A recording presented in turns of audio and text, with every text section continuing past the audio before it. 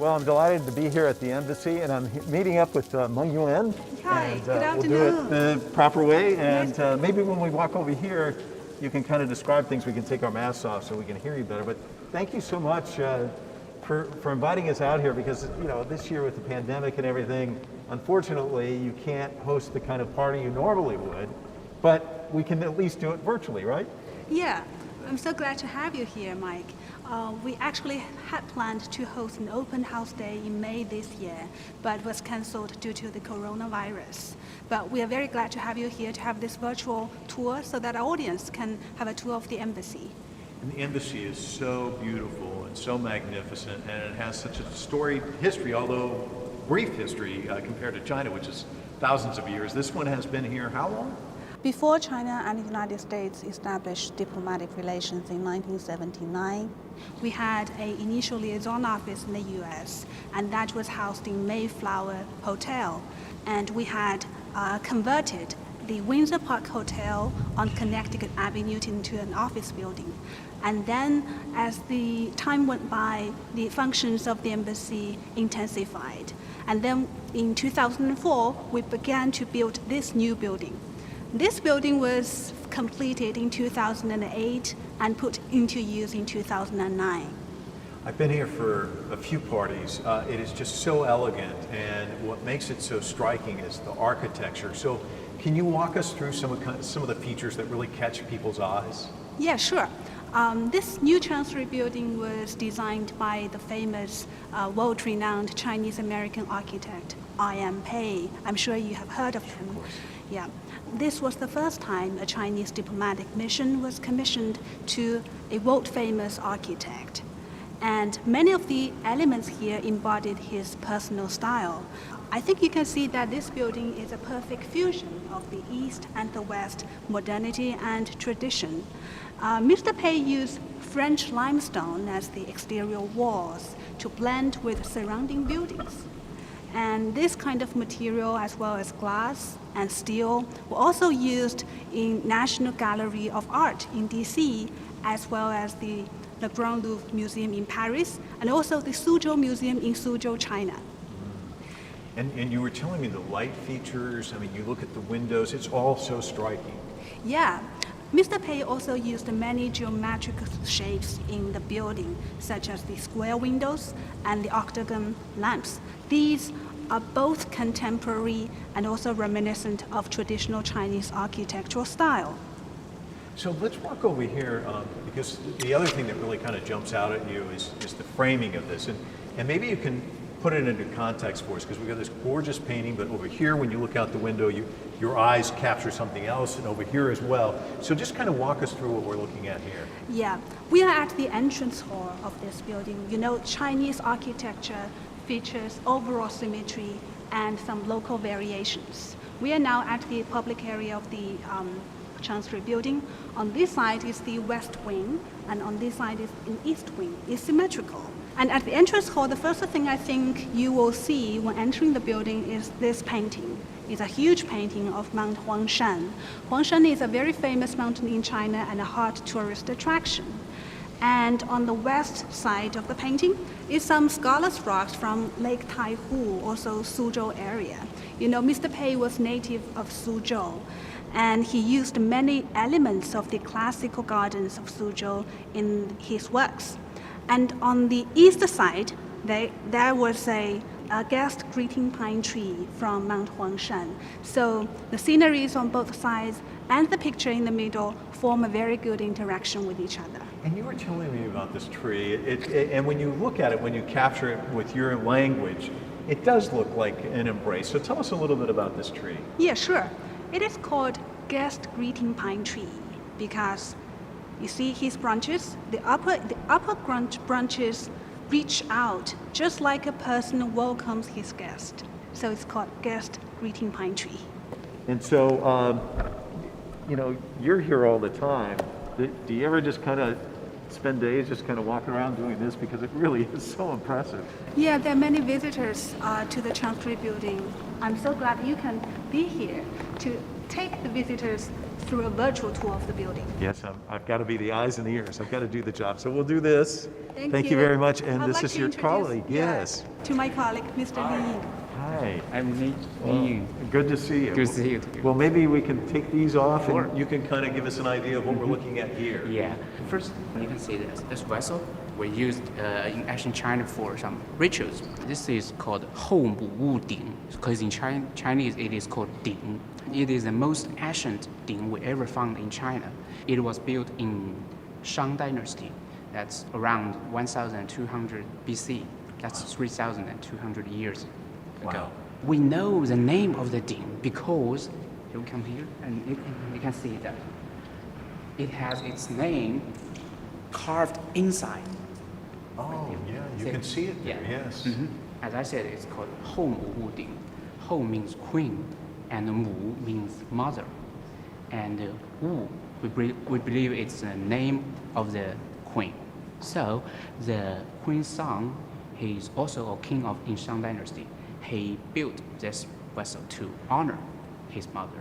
And in Chinese, the word 鼎 was used to symbolize the integrity and unity of a nation. So that's why we put in the center of the hall and surrounded by 4 paintings of our famous mountains.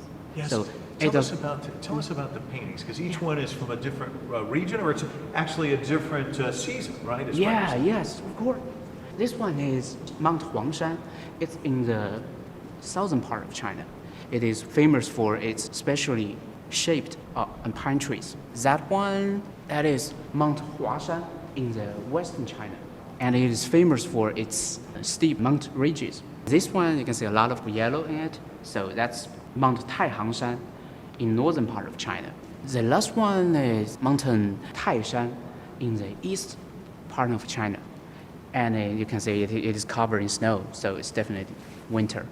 We call Taishan the premier of all mountains. Actually, the name of this painting is Premier of All Mountains. And why we call that has some cultural backgrounds, because in ancient China, there were important ritual. We call it Fengshan. Every few years, emperor would travel to the Taishan, offer some sacrifice to a god, and prayed for the prosperity of his nation. So it is seen as a connection between human and heaven. That's why we call it Premier of All Mountains. So now we're, I guess, going to head downstairs. Yeah, right? that's my colleague, Mr. Sun. So good to see you again. See you. Yeah, how you been? Doing good. Okay. Thank you. And I guess we Shifeng should from, head downstairs. Huh? Yes, of course. We could walk downstairs. This is a quarter page stairs, different from the other side. This is a east hall. We're going to the lower level. You can see outside of this building. This is a very tiny little Chinese-style garden. Yeah, but it's With, very pine nice. trees and also a small tree there. Yeah. And below this. It's such a nice majestic look as you walk down Yes. to the It's- lower level. It's the concept and equipped into an Iron Pace idea to borrow views from outside. Use windows, huge glasses.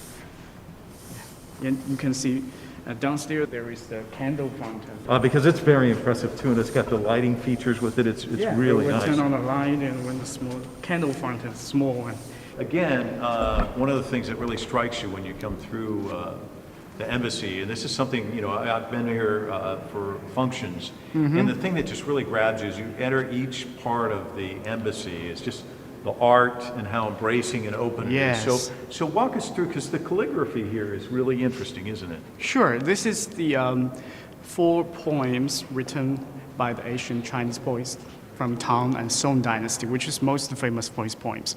Each poem is written in different style of Chinese calligraphy, and each poem represents one season.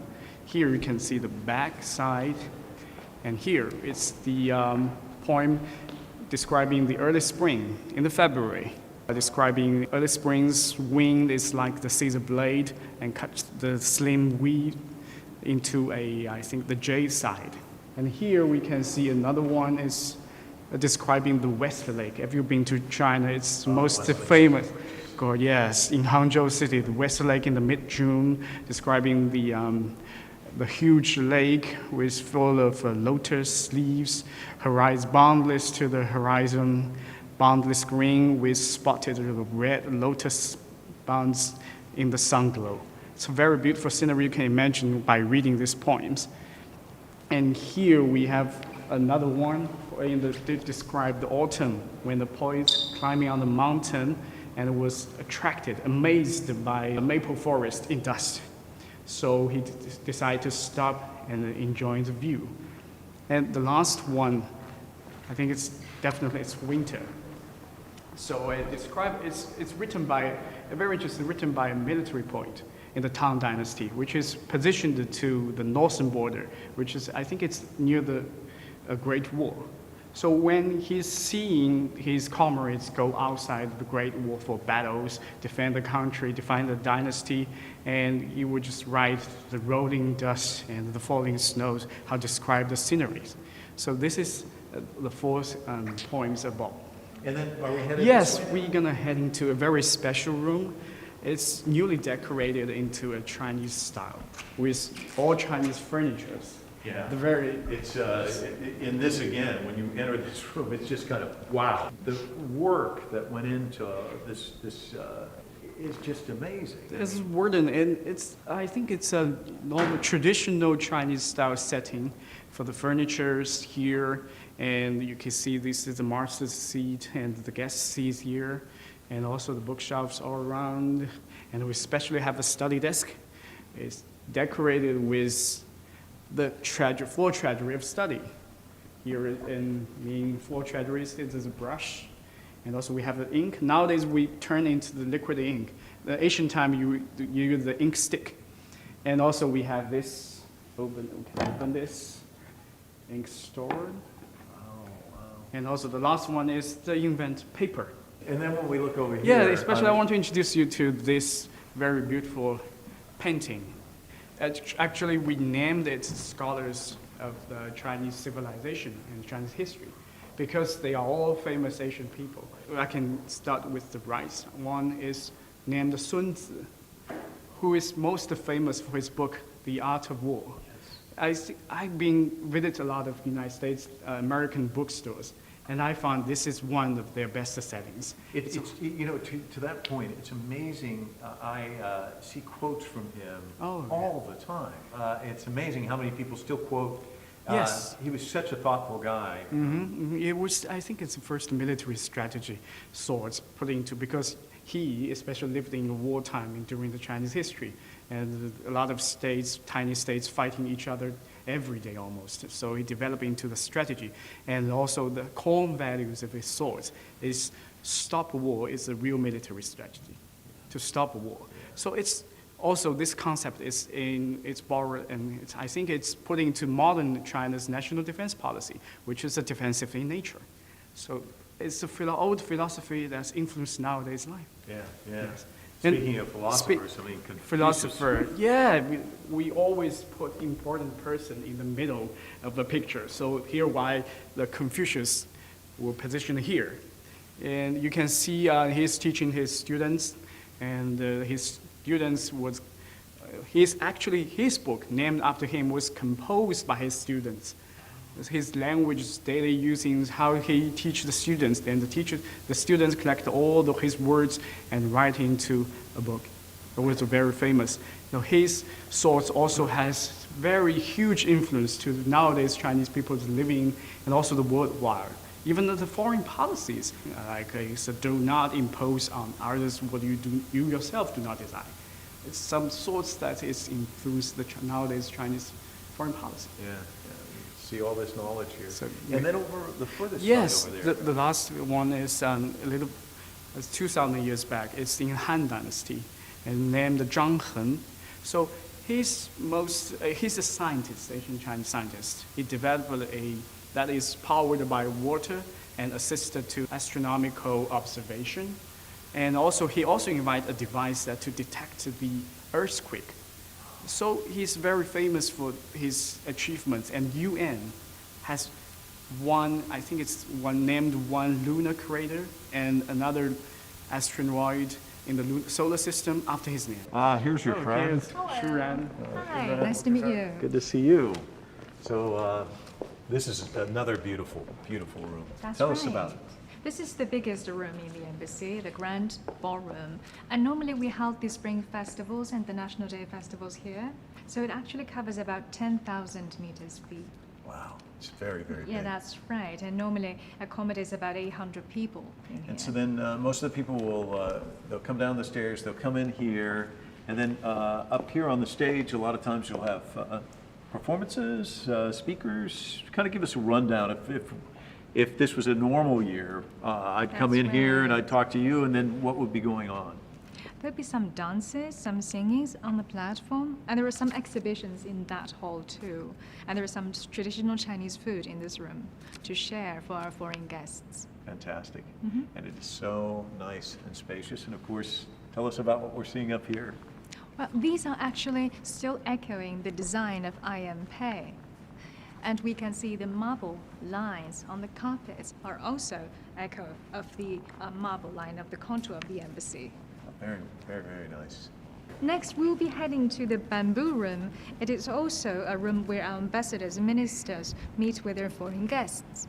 It's a very special room for us. I like it very much. Yeah, it also, like this room back here, has a great aesthetic about it. It's just beautiful, again, furniture and surroundings. This artwork Yes. grabs you right when you walk in. That's right, the screen and the backdrop, the painting behind it, which are not actually painting, but they are art pieces of embroidery. Wow. That's right. Let's, there are two sides of it. Yeah, so you have one look here, but the other side's different, then, right? The other side is actually the same. Oh, it is the same. It's the same, the two sides of it. It's very, very nice. Beautiful. This one, that's right. This one depicts one of the scenes of the most popular and largest and finest garden of China, called Zhuozhengyuan. That's right. And the garden itself is actually one of the UNESCO cultural sites. It's very serene and beautiful. This, though, is just amazing. That's and fascinating. the story behind this is incredible too, isn't it? Well, it actually takes 12 very skilled workers 10 months to finish this art piece. And they both come from the Suzhou Embroidery Institute. And so when you look at it from a distance, it looks like a painting, but when you get close, you can tell it's actually fabric, isn't it? That's right, that's complete fabric. And this is called the bird singing in the jade bamboo forest. And it's just so huge. The style of this embroidery is Su embroidery, one of the most important and famous embroidery styles in China. They are famous for their delicate lines and scheme work and needlework and the elegant color scheme. I just love how everything's appointed with the art on the side. You see the wood work here as well. It's really quite striking, isn't it? That's right. You're looking at the two sides of the walls. There are two pieces of authentic treasure from the Forbidden City too. And these paintings are traditional intellectual work of China. You can see there are lots of blank spaces in the willow branches and the use of calligraphy to balance the spaces. We're going to see another piece of treasure of our embassy. Oh, yes. This is a painting by Guan Shangyue, a very famous Chinese painter. And he is actually from the style called Lingnan school. And these artists would like to paint the Chinese landscape and the beautiful colors. They would like to use a lot of bold colors to express their passion for their country. The Great Wall. That's right, this is the Great Wall. And for his specific style, he used a lot of iconic images to represent the time that he created it. Could you just figure out what are the iconic images? Well, this here, I guess this would be kind of the industrial age. Down there I see a train. That's right, that's right. There's a train here and the electricity poles. Actually, it was created in 1970s. So that's exactly during the time of the industrialization period of China. So lots of Chinese people, if they know about the history, they come here and they know exactly when it was created. And this, of course, the anchor, I guess, ancient times, and then, as you said, the industrialization. Mixed with the modern time. Yeah. So China always anchored to its past, but moving forward into the future. That's exactly. I like your description very much. Well, you can steal it if you like. So now, you were telling me this is an incredible staircase. It's just so magnificent. That's right. I think I just walked through the rectangular stairs. These are the two staircases in the public area. this one is spiral, and that one is rectangular. Yeah. It drives the contrast between the two. One side, and you know which side you're on then too. That's right. And this is my colleague, Li Ying. It's me again. Yeah, good to see you. This is what we call installation art. It's an installation artwork designed by Mr. Xu Bing. He is a world-known installation artist. Actually, Mr. Xu was invited by the architect, Mr. Ian Pei, to add some softness to this building. He visited here and got his inspiration by the skylight, which keeps this hall bright and well ventilated. So he came up with the idea, purple cloud rising from the east. In Chinese, is an auspicious symbol in Chinese tradition. So he designed this artwork not only to simulate the rise of air in the hall, but also to give his blessings to every visitor. This artwork consists of more than 300 plexiglass petals. Wow. And each petal is ancient Chinese pictographic character, like rain and cloud and water and river. You can see with the lights on, you can find some projections on the wall. Yeah, these projected images resemble the craft of Chinese paper cutting. So this one is just not single-dimensional, but multi-dimensional one. Yeah, and it's perfect how you have the lights positioned to get this, you get, as you said, the reflection here. Yeah. It's reflections. really nice. Yes, and it also has some purple shades. Yeah. Purple shades in the middle, you see that? Yes, absolutely. So it's beautiful. Yeah, it really is. It's incredible. So then as we head in here, this is also just a really incredible room, isn't it? Yeah. And this is the meeting room where ambassador meets some guests here. And this screen, I think it's a woven silk screen, and it's hand woven with gold threads. Usually it would take one skilled worker at least 2 to 3 years to finish it. And the technique now is lost, so we cannot we cannot make such thing again. And it is from the Paris Museum, the Forbidden City. Oh, yes. So it also has some auspicious symbol on it, like the Buddha hand representing longevity, and you can see some grapes and some longanians, and a flower basket representing fertility, and so on. On the background, we have a painting. This painting is called The Splendid Motherland, created by Mr. Chen Zhengguo, a contemporary Chinese artist. The painting depicts a panoramic view of the Great Wall, winding through a lush forest of pine trees and cypresses, which symbolize the long-term prosperity of our nation. Incredible. And on both sides of the wall are the works of Shen Quan, a Chinese artist who lived in the 18th century. The Metropolitan Museum of Art in New York has a collection of over a dozen works of him. These 6 scrolls are a perfect demonstration of Shen Quan's craftsmanship, with meticulous rendering of flowers and birds and sophisticated composition within a rectangular frame. Well, thank you so much for the tour. Yeah, this has been great. My pleasure. Yeah. It's our pleasure. Thank you for coming. Yeah. Let's do this officially before I say goodbye. Thank you. Thank you Thank very you. much. 谢谢. Thank you. 谢谢. So I guess the takeaway for me, one of the most impressive pieces is this one right here. To think that, 12 people working on this for 10 months, creating something, weaving it together. You think about how painstaking that is, but then you think about this room and what happens here, and the fact that, at some point, the ambassador could be sitting right here and holding a conversation. And you think about not just the beauty of the art, but the beauty of diplomacy and the beauty of history and how it's all resting here in this building. I hope you've enjoyed this virtual tour as much as I have.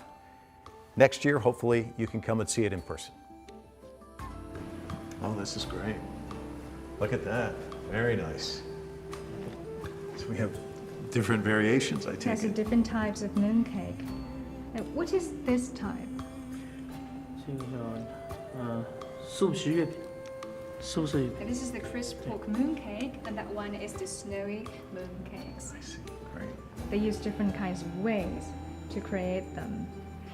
Fantastic.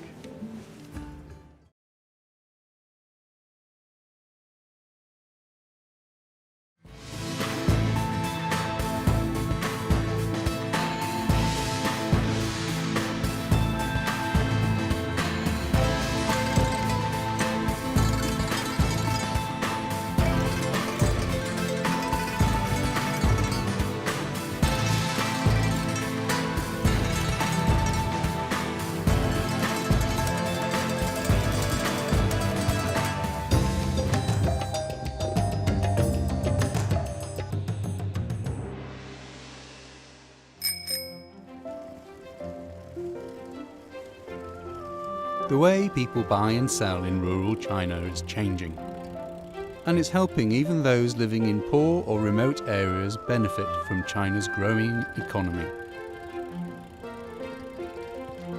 Shopkeeper Lu Wenair is at the heart of this change.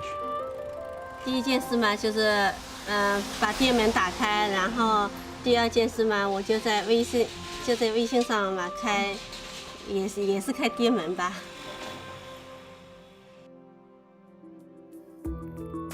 What makes this e-commerce revolution possible is the wide reach of the internet in China and a unique idea. A tie-up between the National Postal Service and an e-commerce website, which means people in this small village can now buy almost anything from almost anywhere, and it'll be delivered to their village store.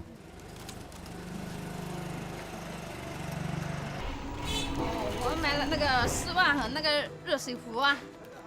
因为它它要拼单的嘛，拼单嘛稍微便宜一点。Mrs. Lu also masterminds bulk buys, so her customers can get the kinds of cheap deals that normally only people in the city can get.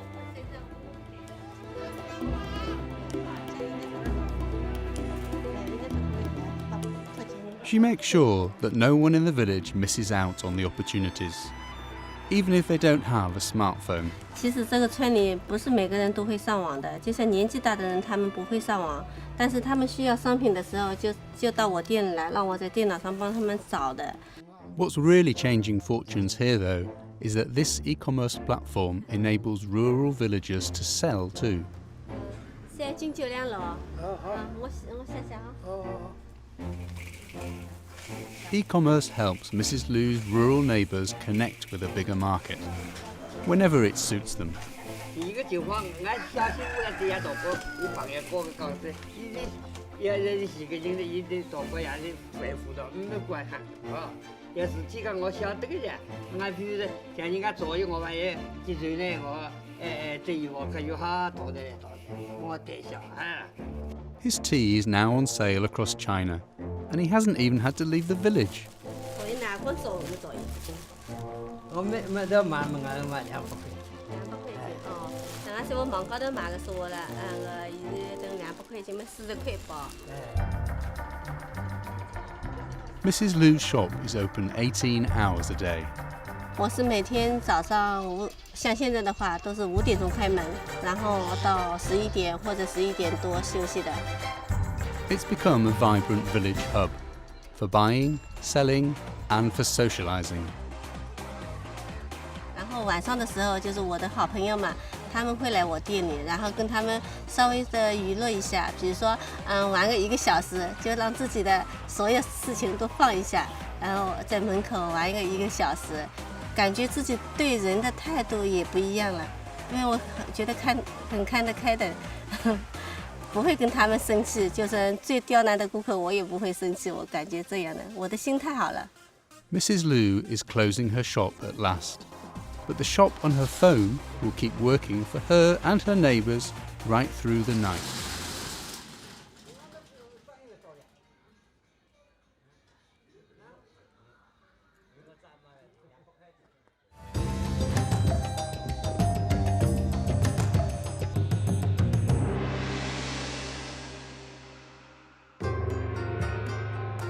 Fengjie County in Chongqing Municipality. Like many areas of rural China, there used to be few jobs here apart from farming. Most of the young people had to move away to get work. In the small villages, mainly older people remain. 是年轻的话，跟老中蹦这个都简单了，还要够到哈啊，但是那些女人就没简单。The region is famous for its oranges, but with most of the young people away, those who remain struggle to cope with the farming. 现在这个来不饿大，我们都70岁了，都还在搞啊。是嘛？你先让他搬屋，你到底好些噻？我们也做点么的，喊他们也那个些嘛，记些。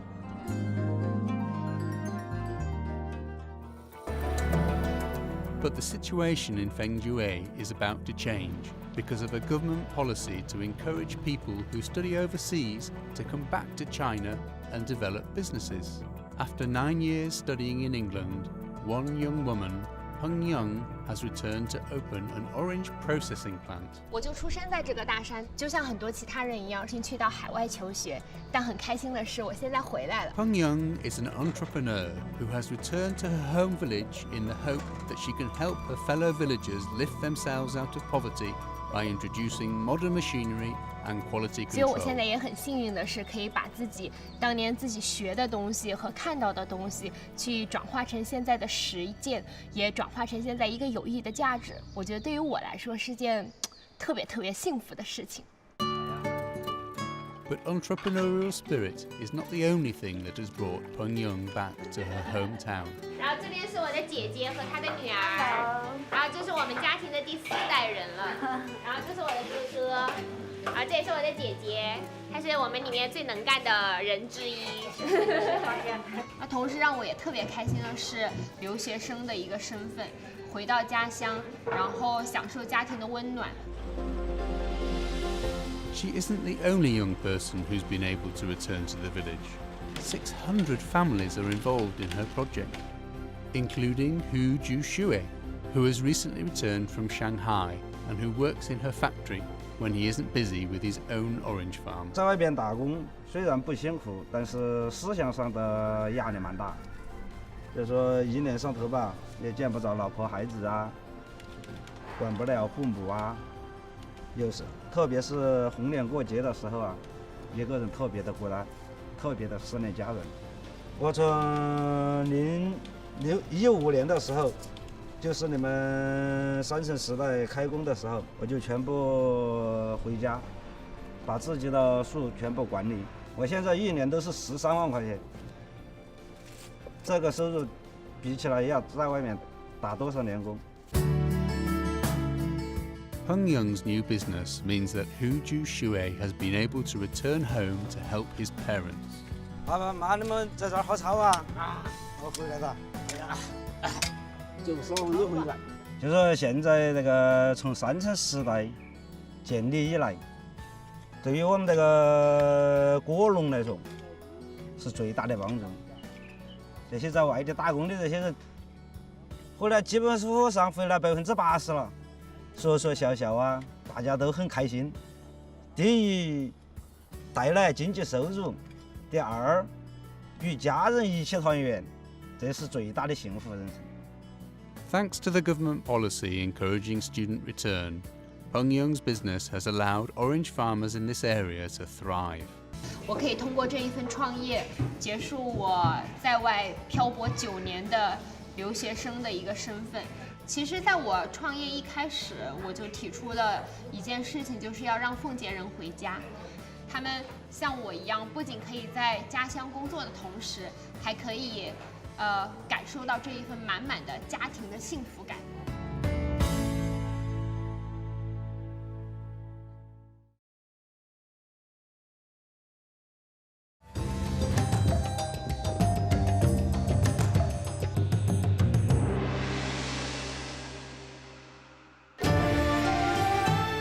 3,500 meters up on the edge of the Tibetan plateau, life can be tough. For generations, villages here in Ganze have been isolated, thanks to the mountainous terrain. 那么就是我们的老百姓呢，在这个以前呢，就是人背马驮，羊肠小道上，要走的话呢，就是走个4-5个小时到县城上。It was hard to get produce to market, and incomes were very low.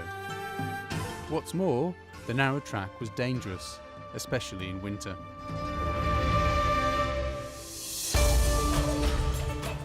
Now that's changing.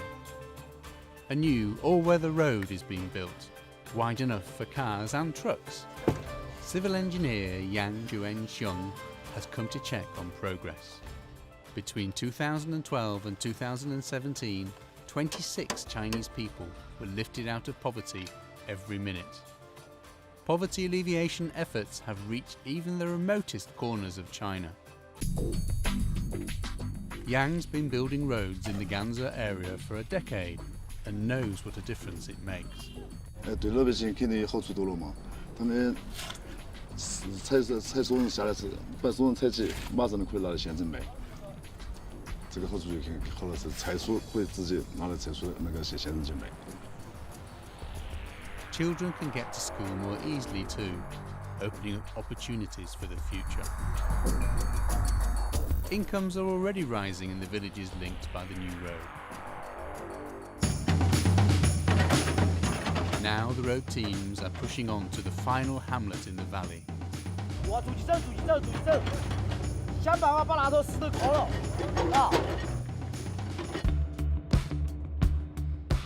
And the villagers there have been inspired.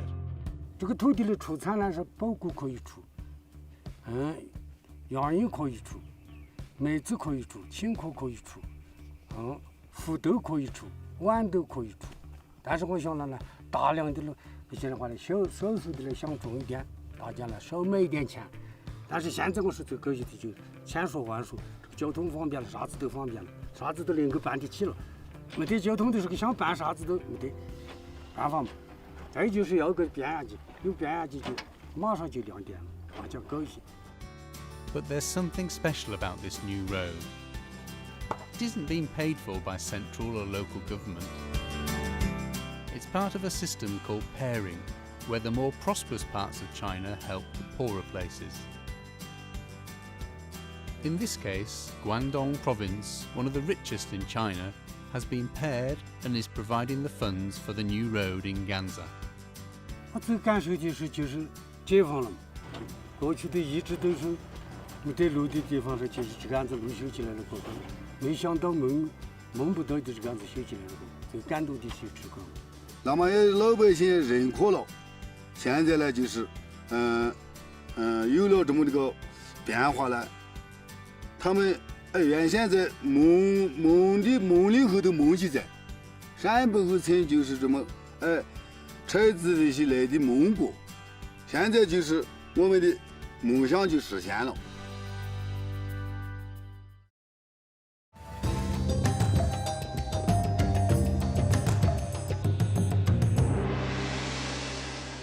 In the Tianjin area of China, farmers introduced a new crop in an attempt to lift themselves out of poverty.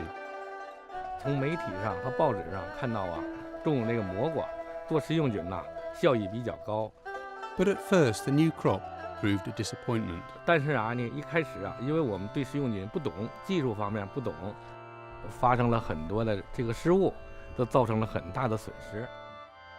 确实，尤其我们在过去的当中是吧，还借了很多钱还不上。Fortunately, in 2012, the United Nations Development Programme and the Chinese Ministry of Science and Technology introduced the Technical Task Force to the area.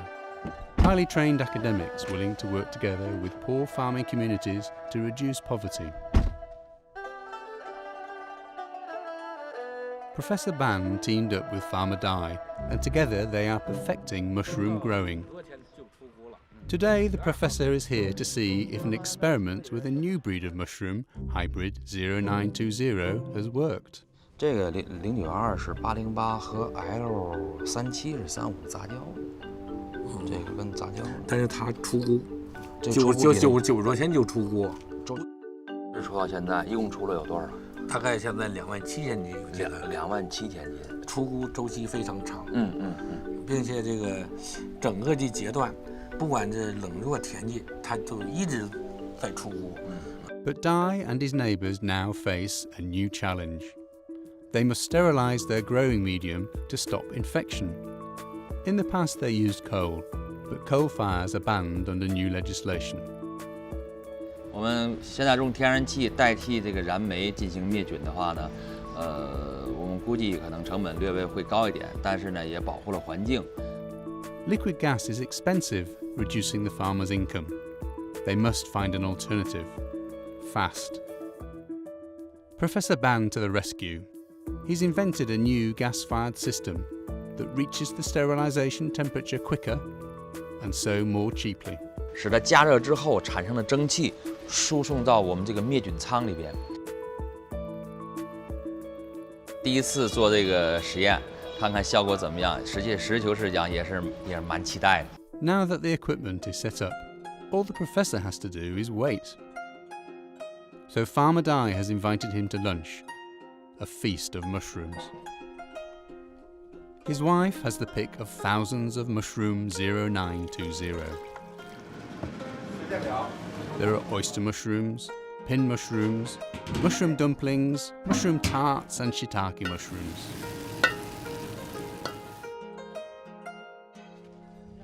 At the gas heater, after 12 hours of heating, a large crowd has arrived to see if the experiment has worked.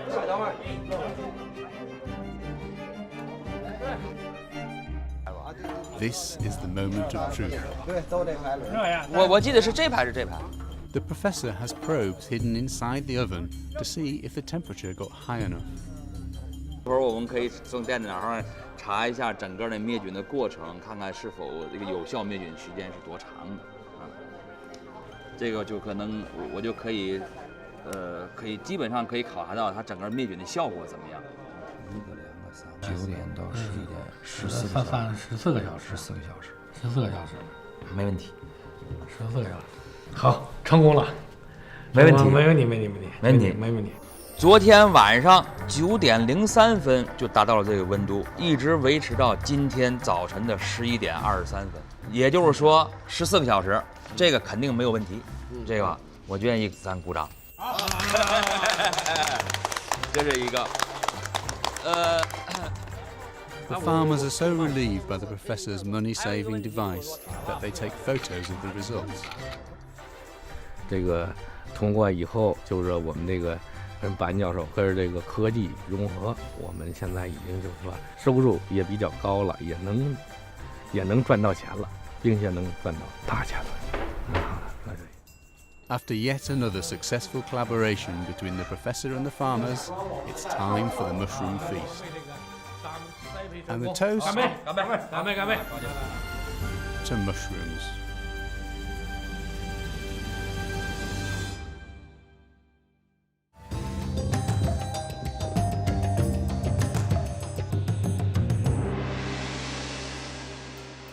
When, in 2013, government agencies decided to help lift the Lahu people of Yunnan province out of poverty, they noticed that the people of Laobadao village had a tradition of music and singing. It was decided to promote this musical village as a tourist attraction. Li Yulan returned home from a good job in the city of Wenzhou to take part in the new venture. 在外面的话，就是收入是高了，但是心里的那种快乐的感觉是没有了。在外面的话是很想回来家里面。我们老达堡人喜欢音乐。喜欢教练，我们一起睡觉觉。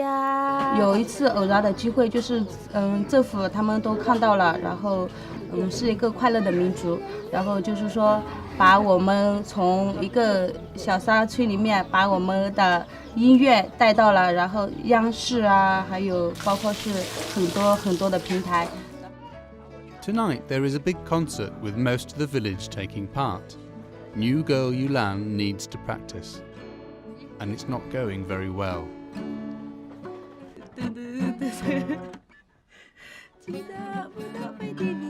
虽然说我会唱歌，但是吉他对于我来说真的是实在是太难了。然后我在不断的练习中，好，跟我一起来练习。Yulan is calling on her friend Li Nalor for help. 咦，我邊揾到地氣車咧？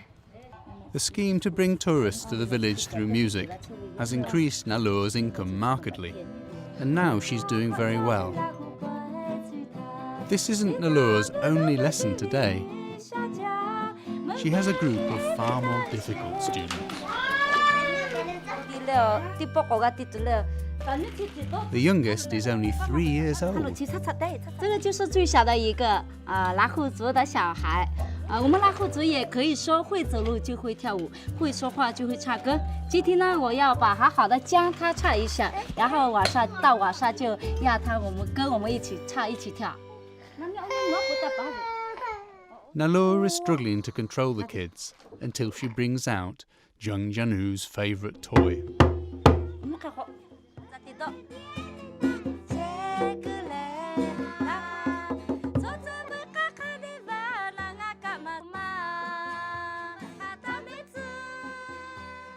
我教他的时候，有些时候就和正规学，有些时候不想学，这样的感觉，我觉得。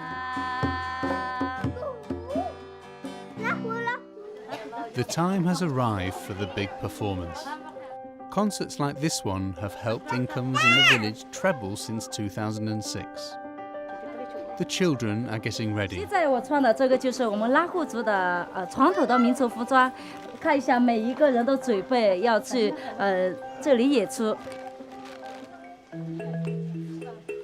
A nervous Li Yulan is waiting to go onto the stage. 好，那我们就开始了啊！第二线二。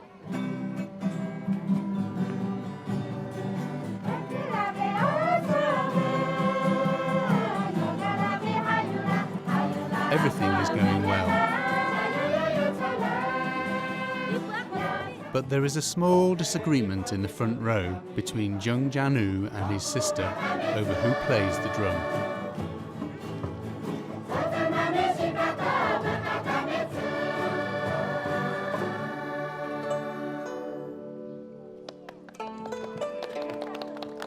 "对，有点紧张。你觉得呢？我觉得还是不错，就是还有好多小朋友都跟我们一起唱、一起跳，看他们也是很开心的感觉。